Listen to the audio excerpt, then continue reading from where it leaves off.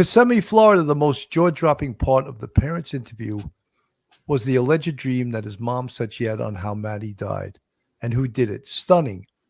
But was it really a dream, or did Stefan Stearns tell her? Kissimmee, I agree with you. That is really hard to digest, hard to understand, and it could be everything you just said. It's very disturbing, folks. Again, if you're not subscribed, hit that subscribe button on the screen. Give us a thumbs up.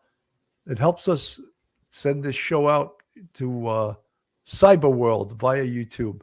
Let me go back to the interview, because this interview is quite interesting. School down the rearview mirrors and pulled away. And so then he goes on to describe that she wasn't, it's been reported that she wasn't at school. Like, we went to pick her up and she wasn't there. Then we come to find out she had been at school all day.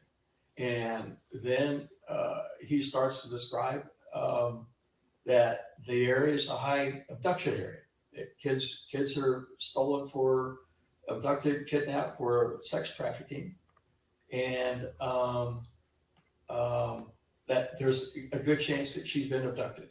Mm-hmm. Typical questions. Well, what have you done to try to locate her? Have you contacted her old friends, social media? Where's her phone? Oh, she left her phone at home. Oh, okay. Yeah, she does that from time to time.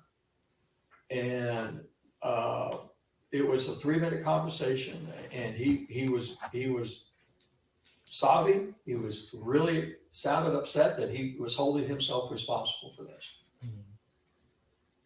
Same routine that he did in that Tuesday interview. I think he was rehearsing it on me. Mm-hmm. And it was exactly the same routine, same explanation, the whole deal. And so then I kept in touch with them throughout the evening, because they were waiting for police to show up, and it was hours, and I just kept checking in, any news. And then that was it until Tuesday. And then I didn't talk to him again until Tuesday. Maybe it was the afternoon. And again, just trying to get an update. What's going on? And then as the day expanded, then police were now more involved. And there's interaction between, I guess, your department and the two of them. Mm-hmm. When backtracking to Monday, so you talked to him, you said you tried calling him. When you tried calling him, did the call go right to voicemail, or did it ring a few times? Combination of all of that. I mean, let me get my notepad. And by the way, Jen had mentioned several times that Maddie was going through a phase where she didn't want to look uncool, and that it had become their routine to drop her off 1 block from school and pick her up 1 block from school. And she told you this? Yes.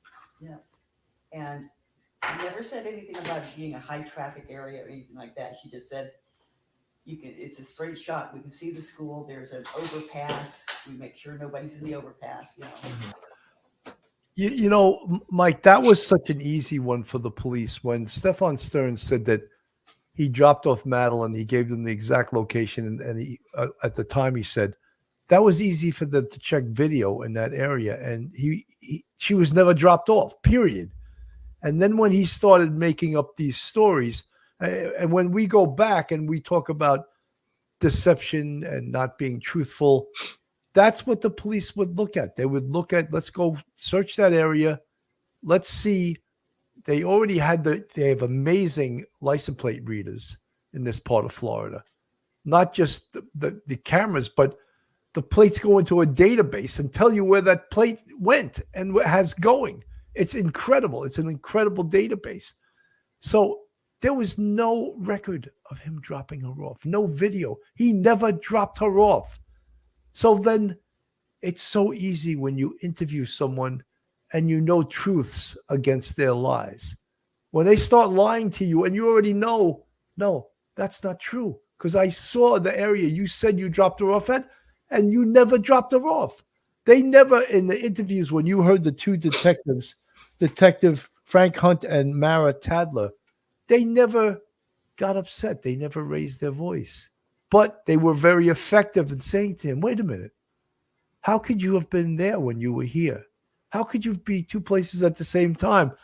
And when you start hitting people with logic, that's when they start doing their perpetrator tap dance, you know?